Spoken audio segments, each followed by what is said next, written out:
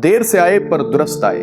मैं बात कर रहा हूं मोहन भागवत जी आरएसएस प्रमुख की, जिन्होंने पुणे में एक बयान दिया था। उन्होंने अपने बयान में कहा था कि ये जरूरी नहीं है कि हर मस्जिद के नीचे शिवलिंग या मंदिर ढूंढा जाए।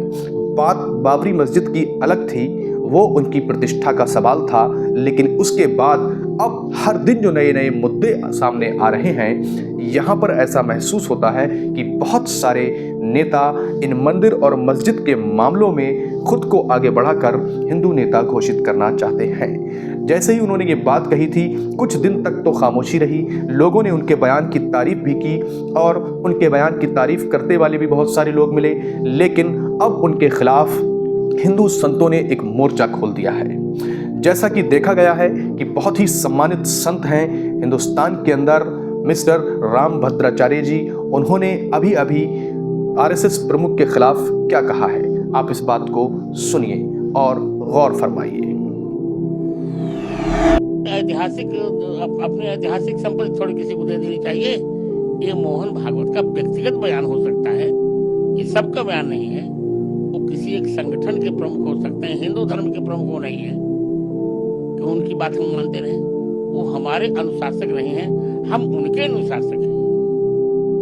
इसके बाद हमने देखा कि हिंदुस्तान के जाने माने योग बाबा रामदेव जी क्या कहना चाहते हैं आरएसएस प्रमुख मोहन भागवत को लेकर।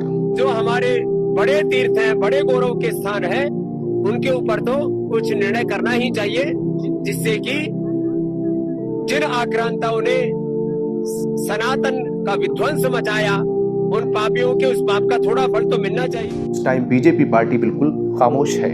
ये पार्टी क्यों खामोश है? कहीं ये कोई नाराजगी तो नहीं है? हो सकता है कि ये नाराजगी हो। जिस वक्त 2024 में लोकसभा का रिजल्ट आया था, उस वक्त मोहन भागवत जी ने एक बात कही थी। उन्होंने कहा था कि बीजेपी पार्टी को अपना अहंकार कम करना चाहिए, क्योंकि उनके अहंकार ने उनकी सीटों को कम कर दिया है। एक्चुअली ऐसा उन्होंने इसलिए भी कहा हो सकता है, उसकी प्रतिक्रिया हो सकती है, क्योंकि जेपी नड्डा ने एक बात कही थी कि उनकी पार्टी जो नरेंद्र मोदी के नेतृत्व में कार्य कर रही है, उसे आरएसएस की ज़रूरत नहीं है। अटल बिहारी वाजपेयी जी को इसकी ज़रूरत थी, लेकिन अब बीजेपी पार्टी को इसकी ज़रूरत नहीं है। हो सकता है इस वजह से थोड़ी बहुत नाराज़गी हो, लेकिन यहीं विपक्ष की भी प्रतिक्रियाएं आ रही हैं। विपक्ष कह रहा है कि आरएसएस प्रमुख मोहन भागवत वो चीज़ हैं कि अगर वो एक बार फ़ोन कर दें किसी भी स्टेट में, तो किसी भी सीएम की ये मजाल नहीं है कि उनकी बात को काट कर किसी भी मस्जिद की सर्वे हो जाए, किसी भी दरगाह की सर्वे हो जाए। इसी पर बहुत सारे लोगों ने उनके बयान की तारीफ भी की है, हम आपको वो भी सुनाते हैं।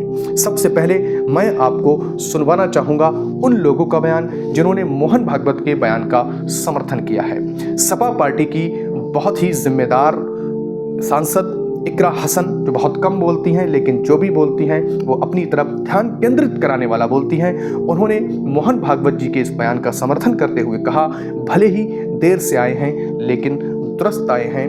और उन्होंने क्या कहा, देखिए।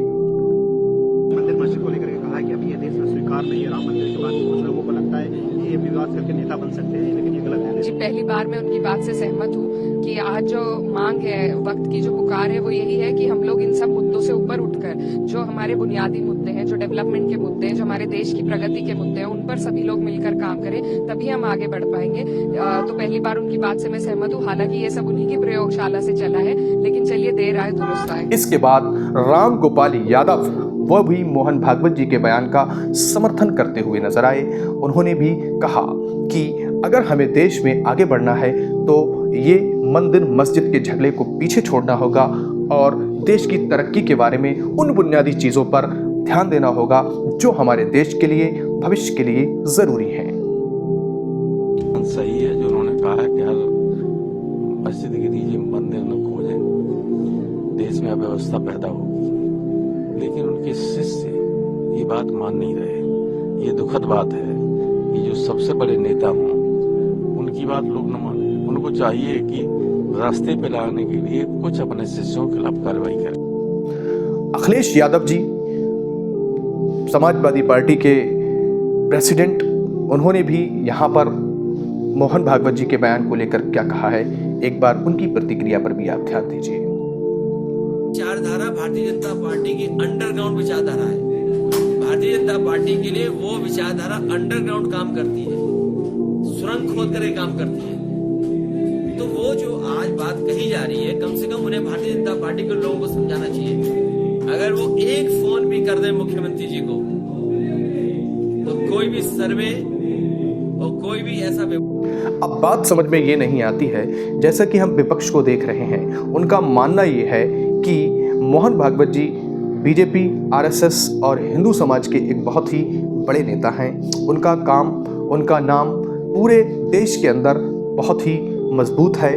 उनके काम से पूरा हिंदू समाज बहुत खुश रहता है। अचानक से वह इस तरह से जुदा क्यों नजर आ रहे हैं? क्या ये मिली भगत तो नहीं है?